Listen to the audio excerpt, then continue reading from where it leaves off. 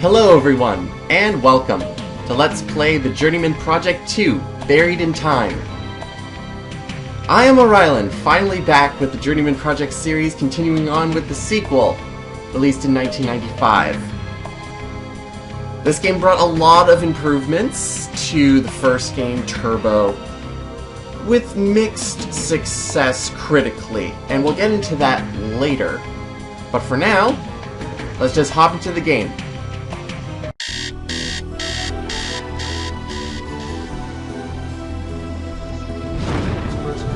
Earth has been officially admitted into the symbiotry of peaceful beings. Gratitude that I honor you, Gage Blackwood, with the Paragon Medal for valorous service. At a conference this morning, the government admitted the existence of the Temporal Security Agency, an organization.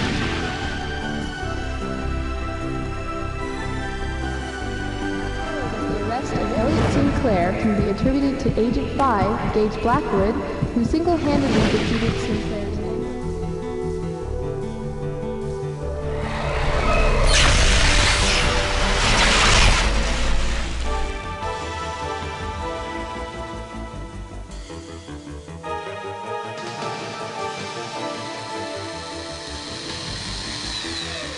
Quick, there's not much time to explain. They'll be here any second. Yes, I am you. I've come from the future. We've been framed. Now, whatever you try to do, do not interfere with what's about to happen. The suit I'm going to transfer over to you will keep you close, so just stand still and watch. When it's all over, you'll be pulled 10 years forward in the future to my present. From there out, it's all up to you. Oh, and I've hidden more information inside of you. You'll figure out what I mean. Here comes the jumpsuit.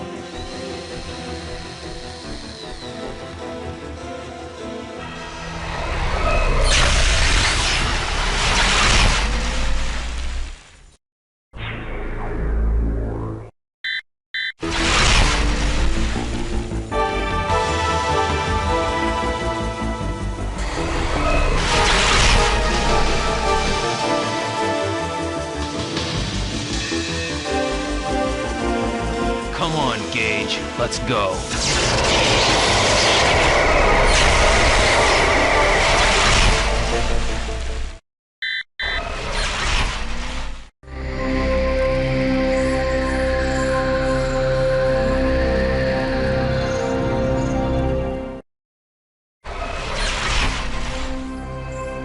And just like that, we are thrust right into the game proper. Tons of new things going on immediately, like this new stylish interface. Slightly different from the first game, but anyways. Atmospheric music as well. But look at our new house. This is actually really nice. One big improvement over the last game is really nice movement animations between screens, so it doesn't look like you're teleporting everywhere. It's certainly something that I enjoy in games like this. But anyway, let's not waste any more time. There's a lot of stuff to explore in the house, but I'll leave that for another time. Right now, we were actually given our first puzzle, as it could possibly be thought of in the intro. Future Gage, the one who lives in 2328, left us some information inside of us. And we see some wonderful figurines here, including us. Now, of course, what I did there was just kind of take a closer look. If it's a magnifying glass, you can take a closer look at it. We can also click on it with our wonderful hand icon. Since you're getting this message, I'm assuming everything went well. Now, before you do anything, you need to understand that the role of the TSA has changed in recent years. In addition to the security unit, there's now another team whose job it is to research history. That's the team I was on. That is, until someone altered history at 4 of my research mission locations. They weren't major changes, just enough to create temporal ripples. When another agent discovered the temporal ripples about a week ago, I was suspended and put on house arrest. Then they discovered some evidence, and by the next day I was already on trial. I had just about given up hope last night when it hit me. I'm being watched, but you can still prove that we're innocent. So I've decided to break house arrest and jump back in time to get your help. Right now, I'm probably in jail. If they know where I am, they won't be looking for me. You'll be free to jump to any of my research mission locations to see what's going on. Now pay attention. This is important. Go to each of the 4 time zones and gather as many clues as you can find. Try and discover what's been changed and how. I've programmed the jumpsuit to auto-record any evidence you might find. Oh, and one more thing. I don't know if this has anything to do with what's going on, but I was at the TSA a couple weeks ago, doing an unscheduled check of the security grid. I noticed something was wrong. It seems a couple of the feedback jumpers had gotten crossed. A good portion of the security grid was compromised for I don't know how long. Anyone with the right information could have gotten into or out of the TSA, the Pegasus warehouse, or any of the restricted areas without even being seen. I'm still not sure why I'm being set up, but I think this might have something to do with it. Be careful. Our life is on the line. And with that, we have our objective. Clean and simple. Go to each of the locations that Gage was stationed at in order to research history, which we can actually look up in the jump menu. We have 4 locations to go to, but we'll go to them later. And figure out what's been going on, because, well, as we can see, we've apparently been framed. But more information on that later as well.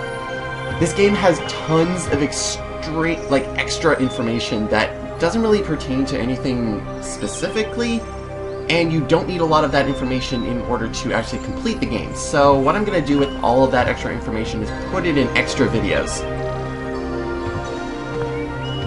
And in those extra videos, they'll be put up outside of the regular schedule.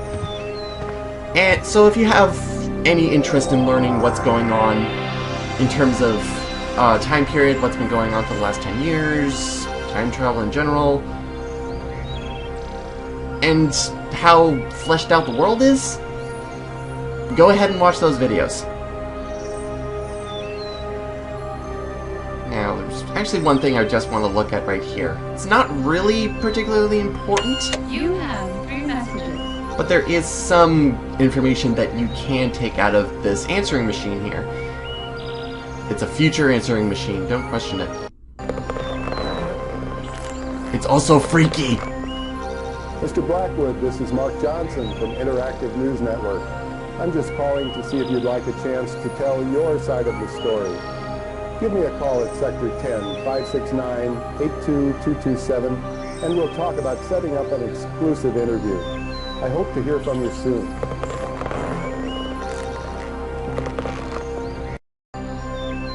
Well, we won't hear from him soon, because we're not talking to him.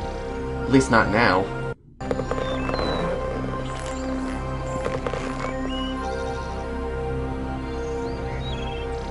Hey, Gage, how you doing? Listen, I was... Oh, shoot, it's your day off. You're probably in Tahiti, as usual. Well, anyway, I was wondering if I could borrow your Environ system. The record button's busted on mine, and I haven't had a chance to get it fixed. And hey, you do me this one favor. I might be willing to forget our bet. Remember? Grab ball last week? Thought you'd get away with it, huh? Not this time, pal. I beat you fair and square. So call me. I'm at home. Thanks. Bye.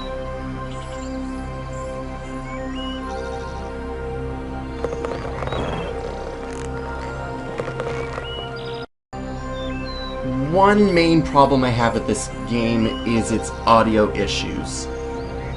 The main thing I find offsetting about it, or just one thing I have a big problem with it, is that it's balanced rather poorly. Because you hear all of the ambient music in the background, and then you hear the dialogue, and you can kind of barely hear the dialogue when the background music is blaring over it, because usually the background music is higher.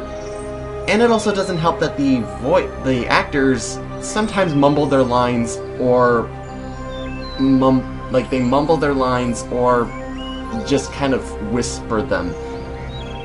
Woman right here, who you may remember from Pegasus Prime if you played that one, as Michelle Vizard, Agent 3, she's a prime example of someone who mumbles her lines. Now there's one more message.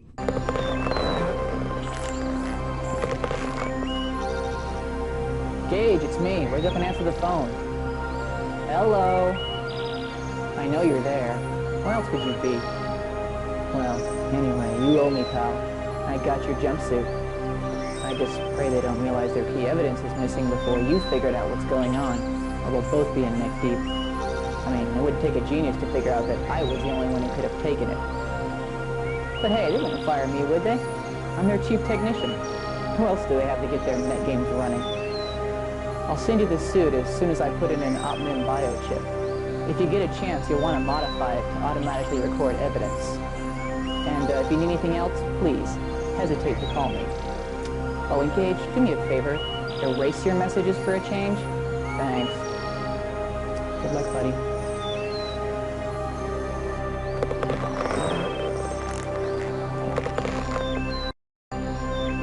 I do want to say that the audio problems are probably more adhered to the time that this game was made, so there was probably a lot of limitations on what they were able to do with the technology. Now, over here is also some documents. I'm going to put them in their own separate video, but you may want to take a look at them in order to get an understanding of where we're actually going and what we're going to be seeing as we jump in. Now we can get up from this desk there. I hate this thing that happens every time you kind of move around. It's something that's really annoying, but Future Gage and also the person in the third message did mention our evidence biochip here. I might as well just go over the entire inventory while we're at it. So yeah, this is the OpMem biochip, or the optical memory biochip if you remember the last game. This is what we're using in order to collect our evidence in order to prove ourselves innocent. So what we're able to do is actually review evidence. We don't have any at this point, so there's not anything to review, but most of the time, if it's not automatically collected, we're going to be manually locating, which we get from this icon here. It'll change once we actually show that there's evidence to be collected. We're in our house right now, there's no evidence. Now on top of that, all we have is biochips, but we get every single biochip, except for one at this point. One or two. I think two. But anyway, we have the jump biochip, which allows us to jump to each time zone that we need to go to. And of course, it always goes to the beginning of where, like, the actual jump point that we have to go to. It won't take us back to any sort of waypoint or anything. And we can also recall back because we have our jumpsuit. We're not using the Pegasus anymore. The interface biochip allows us to save and restore our data. Files biochip is a completely extraneous biochip that allows us to look up tons of extra information on the history of time travel, independent agents' dossiers and resumes, and personal strengths and strengths. It's actually an interesting thing because we don't get a lot of information on the other agents of the TSA, and also information on the jumpsuit. There's the evidence biochip, the cloak biochip, which allows us to remain invisible to anybody around us, including other agents, apparently. However, it also restricts our movement. We are not able to move while cloaked. But we also have this blank biochip here, which is kind of interesting because it has no use. Hopefully we'll get some use out of it soon. Now, before we go jumping anywhere, we have one last thing to take care of, which I'm going to quickly do for people who do not want to sit around and look at stuff and not have any action happening, which involves this, the Universal Domestic Replicator. In here we can actually replicate items, and there's two items that we actually do need, Well, actually, one we do need. The other item we actually do not need.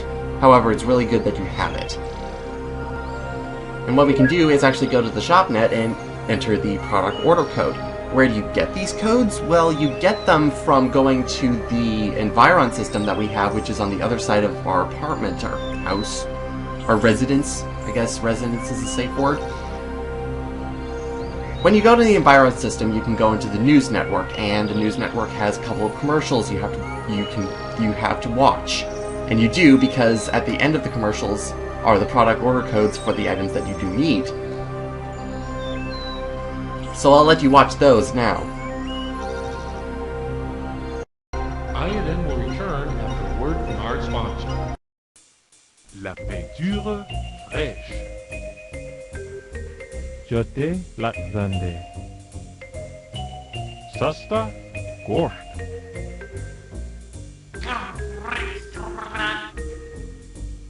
If you hadn't understood those important messages, you would have just wet paint. Screwed up your best suit.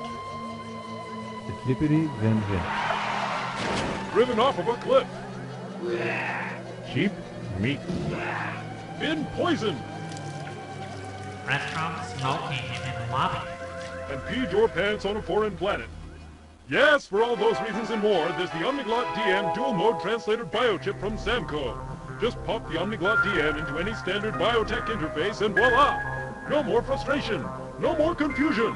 The Omniglot DM instantly translates the written and spoken forms of any known language. It does it all! The Omniglot DM translator biochip from Samco. Get it today! Samco Translator Biochip available at Frugal's and other fine stores for a low price of $199.90 or order over ShopNet.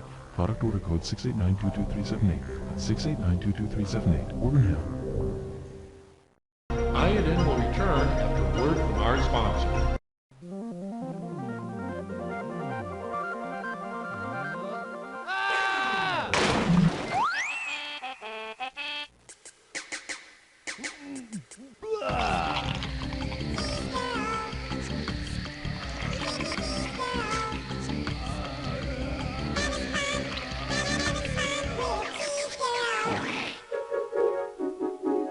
Cheese girl!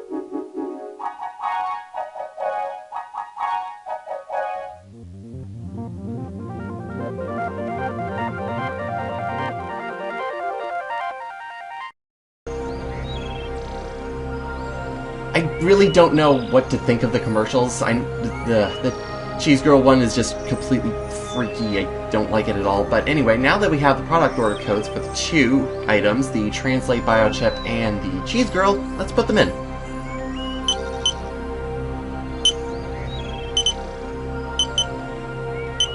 Alright, there we go. There's the Translate Biochip. This item, actually, you do not need in order to complete the game. However, you do need it in order to understand a lot of the puzzles that are going on. That you will be encountering, I mean. So now we have it. Apparently we have money. We don't have to worry about money or anything. Now, the other one is the Cheese Girl.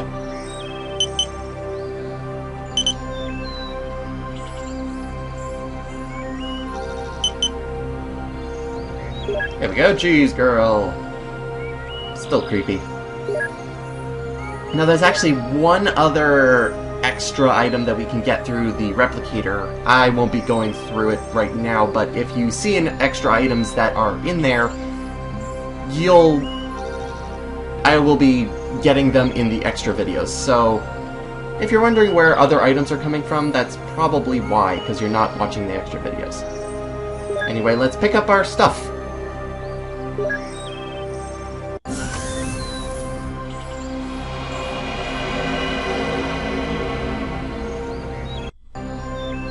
Here's a Translate Biochip, and now we can go back up, turn it back on, and get our Cheese Girl.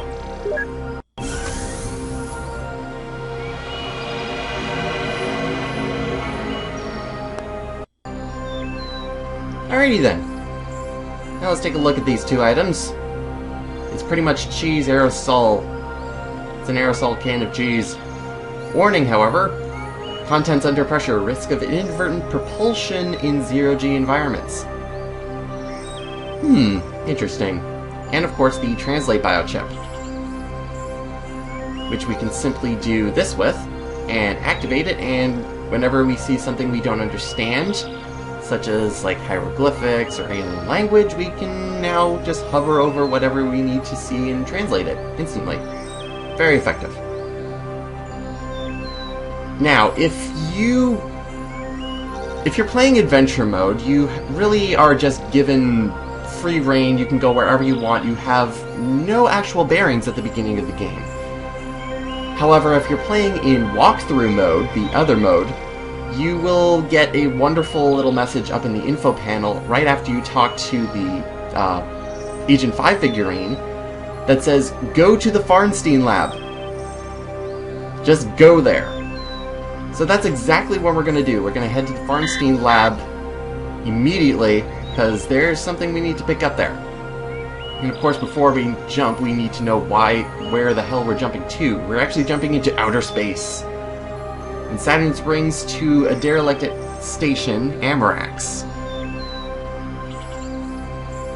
Got hit with a meteor shower pretty hard, and apparently Kenneth Farnstein was working on something over there, mixing art with science, and there was also an artificial intelligence with him. However, he's supposedly dead as well because, well, power reserves are pretty much down. So we're going to be heading there next time. And we're going to see what it's like in space. See you next time, everyone.